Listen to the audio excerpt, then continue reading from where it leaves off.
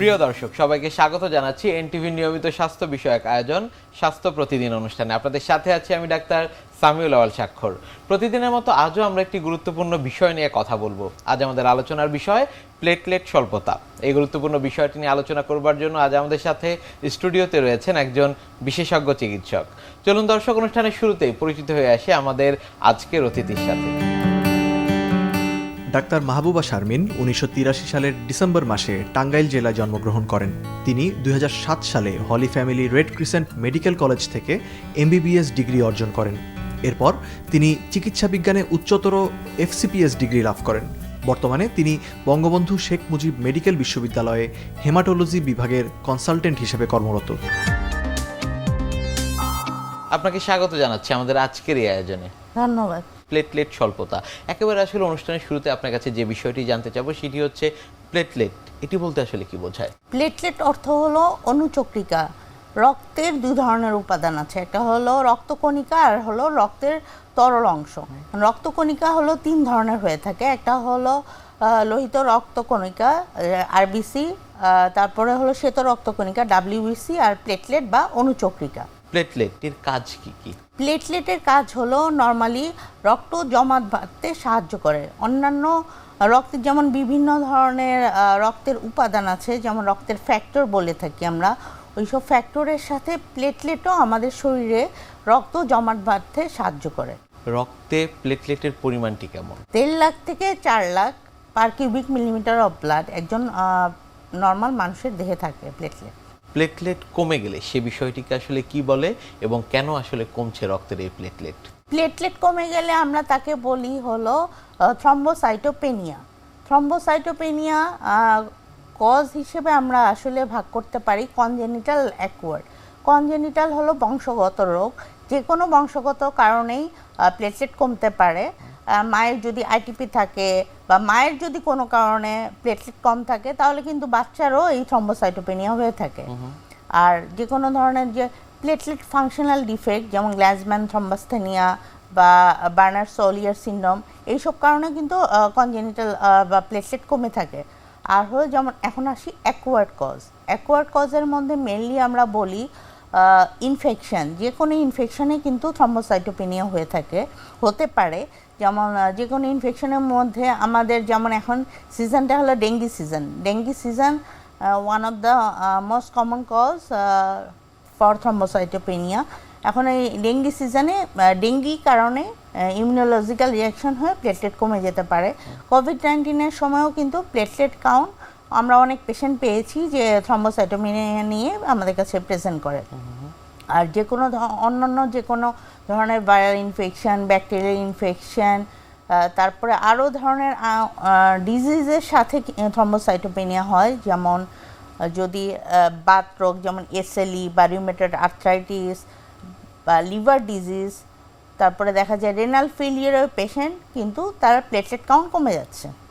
আর আমাদের যেমন ডিজিজ হিমাটোলজিক্যাল কিছু ডিজিজ আছে, যেমন blood cancer, lymphoma, leukaemia, multiple myeloma, MDS, এইসব ডিজিজে কি করে বোন ম্যারোতে যখন এই যে ব্লাস্ট সেল বা ক্যান্সার সেলগুলো যখন হলো বোন ম্যারো ইনফিলট্রেট হয়ে যায় তখন আমাদের এই প্লেটলেট কমে যায়। বা অনেক সময় দেখা যায় আমাদের কাছে পেশেন্টরা এই থ্রম্বোসাইটোপেনিয়ার লক্ষণগুলো নিয়েই আমাদের কাছে প্রেজেন্ট করে। তারপর আরও যেমন আরেকটি কজ না বললেই নয়, সেটা হলো ইমিউন থ্রম্বোসাইটোপেনিক পারপুরা, যাকে আমরা বলি ইমিউন থ্রম্বোসাইটোপেনিয়া। এটা আমরা ইনভেরিয়েবলি পাই, কিন্তু ম্যাক্সিমামই এই ইমিউন থ্রম্বোসাইটোপেনিয়ার কারণই থাকে অজানা। আসলে এই যে প্লেটলেট স্বল্পতার কথা বলছিলেন, এর আসলে কোনো লক্ষণ বা উপসর্গ রয়েছে কিনা যেটি দেখলে আসলে রোগী বুঝতে পারবেন যে চিকিৎসকের শরণাপন্ন হতে হবে বা তার শরীরে প্লেটলেটের পরিমাণটি কমে গিয়েছে? লক্ষণ উপসর্গ দেখা যায় আমাদের কাছে অনেক পেশেন্টই আসে যেমন উইকনেস ফিল করে, বলে যে আমার শরীর ভালো লাগছে না, কেমন দুর্বল ফিল করছি। তারপরে দেখা যায় যে শরীরে কালো কালো দাগ হয়ে আসে বা মশার কামড়ের মতো লাল লাল দানা দানা দাগ নিয়ে আসে। বা অনেকে কমপ্লেন করে যে ব্লিডিং হচ্ছে কিন্তু ব্লিডিং বন্ধ হচ্ছে না, যেমন মাসিকের রাস্তা দিয়ে ব্লিডিং হচ্ছে, পিভির ব্লিডিং বন্ধ হচ্ছে না, বা কোনো জায়গায় কেটে যাচ্ছে কিন্তু ব্লিডিং বন্ধ হচ্ছে না। বা অনেক সময় দেখা যায় দাঁতের মাড়ি দিয়ে রক্ত যাচ্ছে বা গাম ব্লিডিং হচ্ছে, নাক দিয়ে রক্ত যাচ্ছে, বা প্রস্রাবের রাস্তা দিয়ে ব্লিডিং হচ্ছে, পায়খানার রাস্তা দিয়ে ব্লিডিং হচ্ছে, যে কোনো ধরনের উপসর্গ ব্লিডিং ম্যানিফেস্টেশন নিয়েই আমাদের কাছে আসতে পারে পেশেন্টরা। চিকিৎসকের কাছে আসবার পর কোনো পরীক্ষা নিরীক্ষার প্রয়োজন পড়ে কিনা? চিকিৎসকের কাছে আসবার পর আমরা পেশেন্টের হিস্ট্রিটা নেই, হিস্ট্রিটা নেওয়ার পরে জিজ্ঞাসা করি কতদিন ধরে তার এরকম হচ্ছে, তারপরে আমরা complete blood count, CBC peripheral blood film, complete blood count করলে আমরা মোটামুটি দেখতে পারি যে প্লেটলেট কাউন্ট লেভেল কত আছে। এটা আমাদের যে কোনো টারশিয়ারি কেয়ার হসপিটাল বা সরকারি হসপিটালে বা পেরিফেরিতে সব জায়গায় হয় সিবিসি। 200 থেকে 400 টাকার মধ্যেই তো হয়ে যায় সিবিসি পিবিএফ, তখনই আমরা ডায়াগনোসিস করতে পারি প্লেটলেট কাউন্টটা কম। তারপরে আমরা ওই হিস্ট্রি যখন বললাম তখন পেশেন্টের কিন্তু ড্রাগ হিস্ট্রিটাও ইম্পর্ট্যান্ট, কারণ অনেক সময় দেখা যায় যে পেশেন্ট ড্রাগ হিস্ট্রির মধ্যে হার্টের ইকোস্প্রিন খাচ্ছে, তারপরে বা ব্যথার ওষুধ খাচ্ছে ক্রনিক্যালি, এইসব এনএসআইডস কিন্তু থ্রম্বোসাইটোপেনিয়া করতে পারে, যেন পেশেন্টের হিস্ট্রিটাও খুব ইম্পর্ট্যান্ট। তারপরে সিবিসি পিবিএফ করলাম, এর সাথে হলো যদি অন্য ধরনের উপসর্গ থাকে ওই আমরা সিবিসি পিবিএফ করলে তো আমরা বুঝতে পারবো যে কী কারণে হচ্ছে। যদি লিউকেমিয়া হয় তাহলে আমরা ফার্দার ইনভেস্টিগেশনে চলে যাব, লিম্ফোমা হলে ওই লিম্ফ নোড বায়োপসিতে চলে যাব, লিম্ফ নোড বায়োপসি, ইমিউনোহিস্টোকেমিস্ট্রি। আর যদি দেখা যায় ডেঙ্গি ভাইরাসের কারণে হচ্ছে বা পেশেন্টের এই অ্যাসোসিয়েটেড ফিভার আছে, তখন আমরা ডেঙ্গি NS1 অ্যান্টিজেন, তারপরে যেটা আছে ডেঙ্গি অ্যান্টিবডি করলাম, কোভিড হলে কোভিডের টেস্ট করব। এরকম আমরা পেশেন্টের হিস্ট্রি, সাইন্স সিমটম এক্সামিনেশন করেই আমরা ফার্দার ইনভেস্টিগেশন প্রসিড করব। জন্মগতভাবে আসলে কারোর প্লেটলেট কম হতে পারে কিনা? হ্যাঁ, জন্মগতভাবে ওই যে মায়ের যদি আইটিপি হয় তাহলে হলো বাচ্চার থ্রম্বোসাইটোপেনিয়া হওয়ার চান্স 20 to 30%। তখন এর জন্যই আমরা কোনো যখন দেখি যে মায়ের আইটিপি থাকে তখন বাচ্চা ডেলিভারি হওয়ার মধ্যে আমরা 2-3 দিনের মধ্যে একটা সিবিসি করি, অথবা 1 সপ্তাহ পরে আবার একটু ফলো আপ সিবিসি করি যে বাচ্চার কম হচ্ছে কিনা। প্লেটলেট স্বল্পতা, সেই বিষয়গুলোর কারণ আপনার কাছ থেকে শুনছিলাম। চিকিৎসা পদ্ধতি আসলে কি কি রয়েছে একটু বিস্তারিতভাবে আপনার কাছ থেকে জানতে চাই। চিকিৎসা পদ্ধতির মধ্যে অনেক সময় আমরা দেখি যে সিবিসিতে দেখা যাচ্ছে সিউডো থ্রম্বোসাইটোপেনিয়া, মানে প্লেটলেট কিন্তু আমাদের আছে, মানে পেরিফেরাল ব্লাড ফিল্ম করলে দেখা যায় প্লেটলেট কাউন্ট নর্মাল, কিন্তু মেশিনে দেখা যাচ্ছে বা মেশিন রিপোর্ট বা অটো অ্যানালাইজার রিপোর্টে দেখা যাচ্ছে প্লেটলেট কাউন্ট 80,000 বা 50-60,000। কিন্তু আমরা যখন হেমাটোলজিস্টরা এটা রিভিউ করি, মাইক্রোস্কোপিক্যালি রিভিউ করি, তখন কিন্তু দেখি যে platelet normal, platelet count normal. দেখা যায় যে অনেক সময় জায়েন্ট প্লেটলেট থাকে বা প্লেটলেট এক জায়গায় জড়ো হয়ে থাকে। ওই এর জন্যই আমাদের সব কিছু আমাদের ওই ট্রিটমেন্ট দেওয়ার আগে ফার্স্টেই সিবিসি পিবিএফটা ভালোভাবে একজন হিমাটোলজিস্ট দেখে নিতে হয় যে আসলেই এটা থ্রম্বোসাইটোপেনিয়া না সিউডো থ্রম্বোসাইটোপেনিয়া। ফার্স্টে এটা এক্সক্লুড করলাম, তারপরে যদি পেশেন্টের সিমটম থাকে, সাইন সিমটম, তাহলে আমাদের ট্রিটমেন্ট দিতে হবে। পেশেন্টের প্লেটলেট কাউন্ট আছে 50,000 কিন্তু কোনো সিমটম নাই, কোনো ব্লিডিং ম্যানিফেস্টেশন নাই, তাহলে আমরা জাস্ট খালি পেশেন্টকে ফলো আপে রাখবো। এর মধ্যে বলে রাখি যে পেশেন্টের যদি প্লেটলেট কাউন্ট 10,000 থাকে তাহলে আমাদের অবশ্যই ইনভেরিয়েবলি প্লেটলেট ট্রান্সফিউশন করতে হবে। প্লেটলেট ট্রান্সফিউশনকে আমরা সাধারণ মানুষরা বুঝে সাদা রক্ত দিতে হবে, প্লেটলেট কাউন্ট 10,000। আর যদি পেশেন্টের যদি 20,000 থাকে, কিন্তু পেশেন্টের 20,000-এর সাথে দেখা যায় পেশেন্টের ফিভার আছে, হাইপারস্প্লেনিজম মানে স্প্লিন বড় হয়ে গেছে, তারপরে দেখা যায় পেশেন্টের কোনো সেপসিস বা সেপ্টিসামিয়ার ফিচার আছে, আর কোনো ব্লিডিং ম্যানিফেস্টেশন আছে, তাহলে আমাদেরও প্লেটলেট ট্রান্সফিউশন দিতে হবে। আর আমরা হিমাটোলজিস্টরা যা করি যেন 30,000-এর নিচে পেশেন্টের প্লেটলেট কাউন্ট, আর এর সাথে হলো যে কোনো ব্লিডিং ম্যানিফেস্টেশন বা যে কোনো মিউকোসাল ব্লিডিং আছে, তখন আমরা পেশেন্টের জন্য আমরা করি কিছু সাপোর্টিভ আর স্পেসিফিক ট্রিটমেন্ট অ্যাডভাইস করি। যাদের আসলে প্লেটলেট স্বল্পতা রয়েছে তাদের ক্ষেত্রে চিকিৎসা পদ্ধতির বিস্তারিতভাবে আপনার কাছ থেকে শুনছিলাম, সেই বিষয়গুলো জানবো। এখন আসি supportive and specific treatment. Supportive ট্রিটমেন্টের মধ্যে পেশেন্টকে কিছু সতর্কতা অবলম্বন করতে হবে, যেমন পেশেন্টের এরকম কন্ট্যাক্ট স্পোর্টস বা সহজে যেন ব্লিডিং হয় ওইসব স্পোর্টস অ্যাভয়েড করতে হবে। তারপর হলো পেশেন্টের যখন ব্লিডিং হবে আমরা হলো ট্যানিক্সামিক অ্যাসিড বা ট্র্যাক্সিল এই ধরনের ওষুধ ইউজ করে থাকি অনেক সময়, বা পিভি ব্লিডিংয়ের জন্য হলো ওরাল কন্ট্রাসেপটিভ পিল ইউজ করি। আর প্লেটলেট ট্রান্সফিউশনের ব্যাপারটা তো আগেই বলে ফেললাম। আর স্পেসিফিক ট্রিটমেন্টের মধ্যে আমরা মেনলি কিছু ড্রাগ ইউজ করে থাকি, যেমন স্টেরয়েড ইউজ করি। স্টেরয়েড ইউজ করে এমনও অনেক পেশেন্ট আছে যারা আমাদের কাছে ফলো আপে আসে না, তখন আবার স্টেরয়েডের কমপ্লিকেশন নিয়ে তখন আসে। এখন এই কারণে আমরা যখন কোনো একটা ড্রাগ প্রেসক্রাইব করব ওই অনুযায়ী আমাদের ওই ড্রাগটা কন্টিনিউ করতে হবে। স্টেরয়েড দিলাম, স্টেরয়েড তো আমরা লাইফ লং দিই না, একটা হলো নির্দিষ্ট মেয়াদে দিয়ে থাকি, 3 থেকে 4 সপ্তাহ দিয়ে আস্তে আস্তে ডে বাই ডে আমরা টেপার করে থাকি। স্টেরয়েডের সাথে আরও ড্রাগস আছে, যেমন এলথ্রম্বোপ্যাক বা থ্রম্বোমাইমেটিক, রোমিপ্লস্টিম, এইসব ড্রাগ ইউজ করা হয়। এইসব ড্রাগে বেশিরভাগ ক্ষেত্রেই রেসপন্স করে। আর যদি নন রেসপন্সিভ হয় তখন আমাদের এই যে মলিকুলার অ্যান্টিবডি, রিটুক্সিম্যাব সব ইউজ করা হয়ে থাকে। নানা ধরনের চটকদার বিজ্ঞাপন আমরা দেখি যে বিভিন্ন ধরনের ফলমূলের কথা বলা হয়ে থাকে, বিভিন্ন ধরনের শাকসবজির কথা বলা হয়ে থাকে, যেগুলো খেলে আসলে প্লেটলেট বেড়ে যায়। এই বিষয়গুলো আসলে যৌক্তিক কিনা? খাবার খেলে যে প্লেটলেট বাড়ে এরকম আমাদের কোনো গাইডলাইনে এখনও আমরা পাইনি।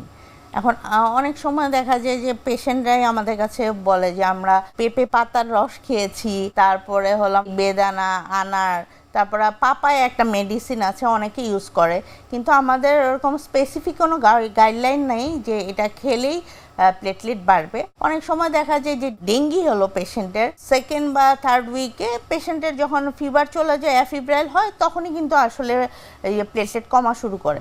কিন্তু কিছুদিন পরেই দেখা যায় ওই প্লেটলেট স্পন্টেনিয়াসলি নর্মাল হয়ে যায়। আসলে এখানে তো কোনো মেডিসিনেরও রোল নেই। এরকমভাবে যে সব জায়গায় যে আমাদের প্লেটলেট কমে গেলেই যে মেডিসিন লাগবে তা না। এই পেঁপে পাতার রস বা অন্যান্য মেডিসিন বা পাপায়া এরকমই কাজ করে। নিশ্চয়ই। প্লেটলেট স্বল্পতার ক্ষেত্রে আর কি কি করণীয় সেই বিষয়গুলো নিয়ে আমরা জানবো, তবে তার আগে আমাদের অনুষ্ঠানের একটি নিয়মিত সেগমেন্ট হচ্ছে বিভিন্ন খাদ্যের পুষ্টি গুণাগুণ সম্পর্কে আমাদের দর্শকদের জানিয়ে দেয়া। প্রিয় দর্শক, দেখছেন স্বাস্থ্য প্রতিদিন। কথা হচ্ছিল খুব গুরুত্বপূর্ণ একটি বিষয়, প্লেটলেট স্বল্পতা নিয়ে। অনুষ্ঠানের এই পর্যায়ে দেখে নেব বিভিন্ন খাদ্যের পুষ্টি গুণাগুণ সম্পর্কে আমাদের পুষ্টিবিদের কাছ থেকে। ডেঙ্গু রোগীদের জন্য প্রথমে যেটা খেয়াল রাখতে হবে, কোনোভাবে যেন তাদের শরীরে পানি শূন্যতা না হয়, অর্থাৎ ডিহাইড্রেশন হয়ে না যায়। তাদেরকে সবসময়ই পানির চাহিদা যাতে পূরণ হয় সেই জন্য তরল খাবারের দিকে খেয়াল রাখতে হবে। সেই ক্ষেত্রে লেবু এবং পানির সাথে একটু মধুর মিশ্রণে একটা শরবত তৈরি করে দিতে পারি। এতে যেমন ভিটামিন সি এর চাহিদা পূরণ হলো, আবার কিন্তু একই সাথে একজন ডেঙ্গু রোগীর শরীরের পানির চাহিদাটাও পূরণ হলো। ডেঙ্গু রোগীদের পানি এবং তরল খাবারের চাহিদা বেড়ে যায়, যেহেতু ঘন ঘন জ্বর আসে এবং জ্বর ছেড়ে যায়, যার জন্য কিন্তু রোগী পানি শূন্য হয়ে পড়তে পারেন, এবং এই জন্যই তরল খাবারের দিকে আমরা অনেক বেশি এমফাসিস দিয়ে থাকি। তরল খাবারের ক্ষেত্রে চিকেন স্যুপ হতে পারে ডেঙ্গু রোগীদের জন্য খুব ভালো একটা তরল। এক্ষেত্রে চিকেনের সাথে পেঁপে, গাজর এবং পালং শাক অ্যাড করে যদি একটা স্যুপ করে দেওয়া যায়, তাহলে রোগী প্রোটিনও যেমন পাচ্ছে, ঠিক একই সাথে কিন্তু বিভিন্ন রকম ভিটামিন এবং মিনারেলসও পাচ্ছে। ডেঙ্গু রোগীদের খাবারের তালিকায় কিন্তু প্রতিদিনই ভিটামিন সি রাখতে হবে। এই ক্ষেত্রে লেবু শরবত খুব ভালো একটা তরল হতে পারে। এছাড়া ডাবের পানি থাকতে পারে তাদের খাবারে। যেহেতু জ্বরের কারণে অ্যাপিটাইটটা কম থাকে এবং রোগী খুব একটা চিবাতে পছন্দ করেন না, এই জন্য নরম খাবার যেমন খিচুড়ি দেওয়া যেতে পারে, অথবা জাউ রান্না করে দেওয়া যেতে পারে। এর সাথে মাছের ঝোল হতে পারে একটা ভালো খাবার। মাছ কিন্তু খুব সহজেই হজমযোগ্য একটা খাবার, যার জন্য কিন্তু ডেঙ্গু রোগীদের খাবারের তালিকা মাছটাকে আমরা রাখতে পারি। এছাড়াও পাকা পেঁপে এবং বেদানা কিন্তু ডেঙ্গু রোগীদের প্লেটলেট কাউন্টটাকে বাড়াতে খুব হেল্প করে, এবং রঙিন শাকসবজি ও ফলমূল রাখতে হবে যাতে অ্যান্টিঅক্সিডেন্ট খুব ভালো পরিমাণে পাওয়া যায়। এছাড়াও ডেঙ্গু রোগীদের খাবারে যাতে কোনো রকম জাঙ্ক ফুড না থাকে এবং অতিরিক্ত লবণাক্ত খাবার এবং তৈলাক্ত খাবার, খুব বেশি চিনিযুক্ত খাবার যাতে না থাকে সেদিকটাও খেয়াল রাখতে হবে। ঠিক এইভাবে যদি কোনো একটা ডেঙ্গু রোগীকে প্রপারলি নিউট্রিশনগুলো দেওয়া যায়, তাহলে কিন্তু রোগী খুব তাড়াতাড়ি সুস্থ হয়ে উঠতে পারেন। প্লেটলেট স্বল্পতা যাদের হয়েছে কিন্তু তারা চিকিৎসকের শরণাপন্ন হননি, তাদের ক্ষেত্রে আসলে ভবিষ্যতে কি কি সমস্যার সম্মুখীন তারা হতে পারেন?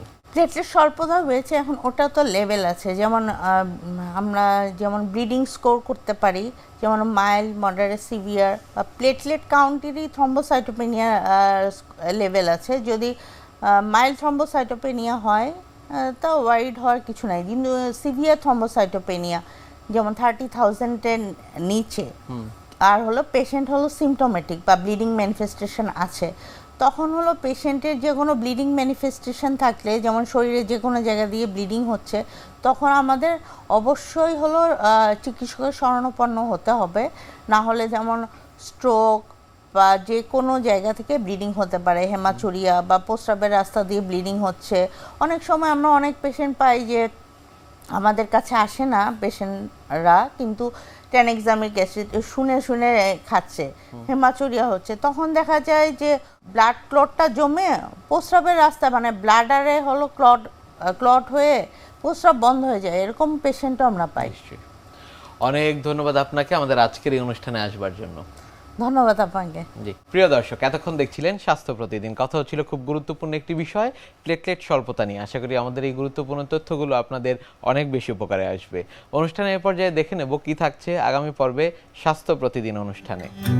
আমাদের বেসিক স্কিনের যে মেইনটেনেন্স বা হচ্ছে বেসিক যে যত্নগুলো, যেটা সবার করতেই হবে, এটা হচ্ছে বাধ্যতামূলক। আমি বলবো যে এইটুকু যত্ন আপনার করাই উচিত যদি আপনি চান আপনার স্কিন ভালো থাকুক। প্রথম জিনিস হচ্ছে ভালো একটা ক্লিনজার, আপনার স্কিন ক্লিন রাখতে হবে। আরেকটা হচ্ছে যে ময়শ্চারাইজার, ক্লিনজিংয়ের পরে একটা আপনাকে স্যুট করে আপনার স্কিন টাইপের উপরে, যেটা যদি ড্রাই স্কিন হয় একরকম, আপনার যদি অয়েলি স্কিন হয় একরকম, কম্বিনেশন হলে একরকম। ময়শ্চারাইজার আপনি আপনার মতো একটা ইউজ করবেন। আর সেই সাথে সবচেয়ে ইম্পর্টেন্ট যেটা, সেটা হচ্ছে সানবাথ। বিশ্বের যে কোনো প্রান্ত থেকে যে কোনো সময় আপনাদের পছন্দের অনুষ্ঠান স্বাস্থ্য প্রতিদিন দেখতে ভিজিট করুন আমাদের পূর্ণাঙ্গ ওয়েব পোর্টাল www.ntvbd.com-এ। এছাড়া এনটিভি সব জনপ্রিয় অনুষ্ঠান ও খবরের আপডেট পেতে ভিজিট করুন আমাদের ইউটিউব চ্যানেল ও ভেরিফাইড ফেসবুক পেজে। আজ এখানেই শেষ করছি, আগামীতে আবারও দেখা হবে। সে পর্যন্ত আপনারা সবাই ভালো থাকুন, সুস্থ থাকুন, এনটিভির সাথেই থাকুন। আল্লাহ হাফেজ।